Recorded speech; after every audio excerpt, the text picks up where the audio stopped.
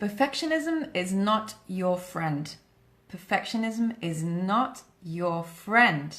And yet so many people spend time planning for the perfect opportunity, the perfect moment to make a change in their lives, whether it's changing job, career, a relationship, or starting a relationship. The perfectionism can come in and really hold you back from doing what is right for you and what is right for your life. And I'm not talking about healthy perfectionism, which is this attitude of striving for an ideal that's important to you without being really obsessed about the outcome or too attached to the outcome. So it's about how you're being and how you're showing up in situations, coming and trying your best, but not with this sort of obsessive attachment to making it all perfect and right and getting the exact outcome that you had in mind, because nobody really knows exactly how things are going to turn out. So there is a place for perfectionism, but not maladaptive perfectionism. In fact, maladaptive perfectionism is associated with other mental health problems. Not that it's a mental health problem in itself, but it's a risk factor for obsessive compulsive disorder, for social anxiety, for depression. And it's linked to imposter syndrome, which is this feeling that we have that we're not doing well enough, even though there's plenty of evidence that we're doing pretty well.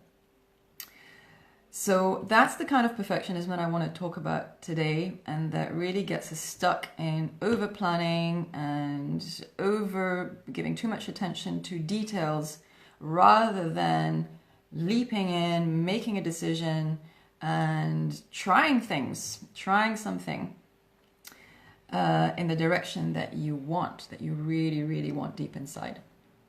So I watched a movie last week called Don't Worry, He Won't Get Far on Foot, which is a story of John Callahan, who was a famous cartoonist, but was an alcoholic early in life and had an accident that left him paralyzed.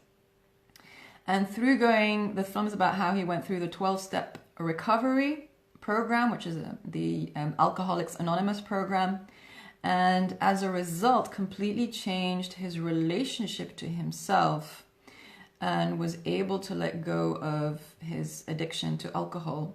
And as a result became very creative. So he just started drawing cartoons. He didn't have any training as far as I could tell.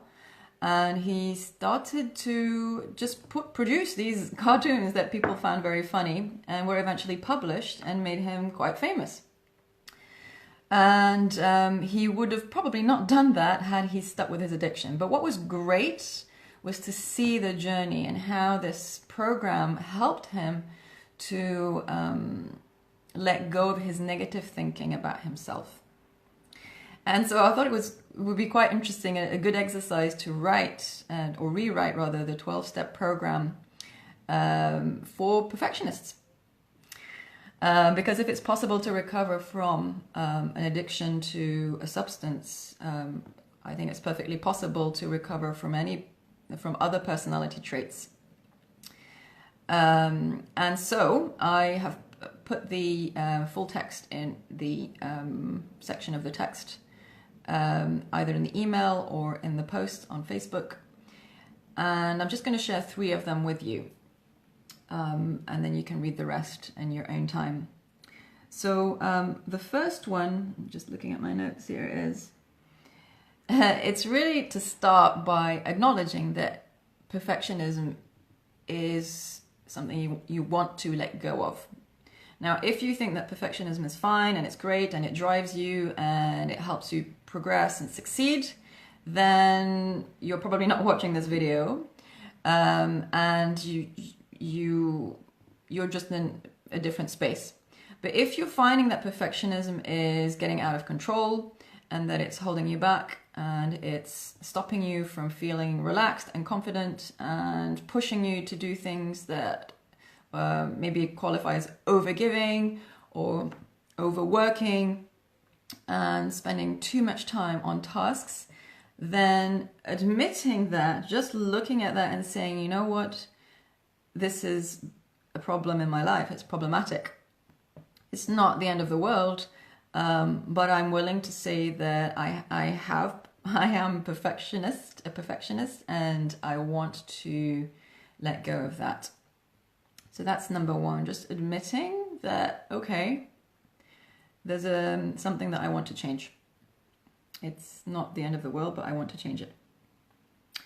Number two, once you've done that, this is another element, it's to really be honest about how perfectionism helps you or has helped you in the past.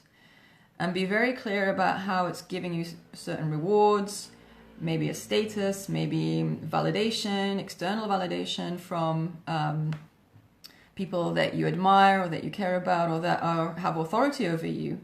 And then that's fueled your perfectionism.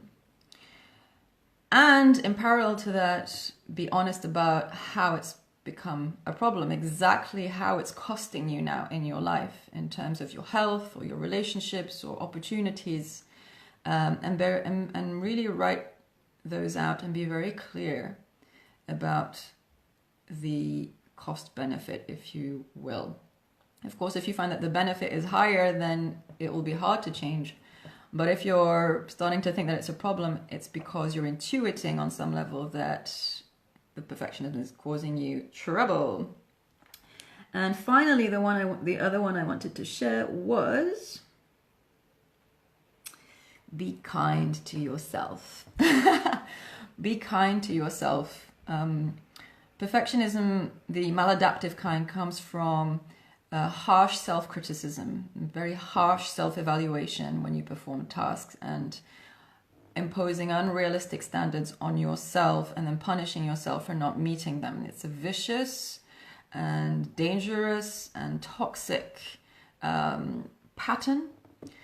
And the antidote is to do some of this work, including these previous steps of just being very clear about what it's doing to you and why you're doing it, because it has been helpful in the past.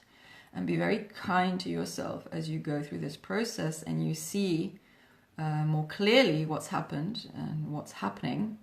And also when you start trying new things and start trying a different attitude and maybe not doing something perfectly and seeing that, yeah, it isn't perfect in the way your perfectionist perceives it, but it's okay. It's completely okay. And yes, there are different consequences. So maybe someone won't like your work, and then you have to make an evaluation as to what's important and how relationships are going to change and how you're going to manage expectations around you, how you're going to put boundaries in place to say that this is what you can do, and you can do these 3 things to a particular standard, but you can't do everything. And be prepared that as you go through this kind of change, there will be pushback. There will be pushback because people around you will be used to you behaving in a certain way. I should say that perfectionism is linked to conscientiousness, and people who are conscientious and agreeable are more likely to be exploited in the workplace. So this is particularly important if you're in a toxic workplace where the culture is one of exploitation, competition, or toxic competition, and I don't think I need to describe it more than that. You probably get the idea. So in that environment, someone who is conscientious and agreeable, and these people tend to be women, will more likely be exploited and suffer in that environment. So being aware of what's going on and helping yourself will undoubtedly bring you more benefits in your life, even if you have to potentially leave that environment. And that's, again, a personal choice and something that we can't really go into in a video.